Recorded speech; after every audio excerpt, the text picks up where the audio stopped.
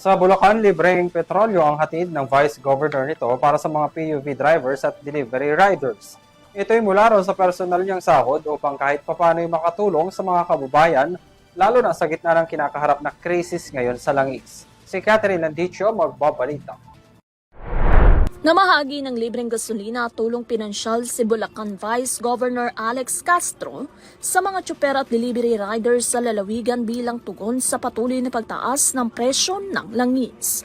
Ayon sa Vice-Gobernador, ang pinamahaging gasolina ay nagmula umano sa kanyang personal na sahod.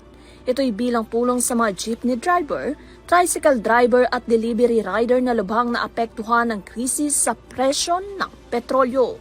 Bukod sa libreng gasolina, tumanggap din ang mga benepisyaryo ng karagdagang tulong na nagkakahalaga ng 1,000 piso bawat isa. Ipinahayag din ni Castro na nauunawaan niya ang hirap na dinaranas ng kanyang mga kababayan sa gitna ng tumataas na gastusin at umaasa siyang kahit sa simpleng paraan ay makakatulong siya sa kanilang pang-araw-araw na pangangailangan.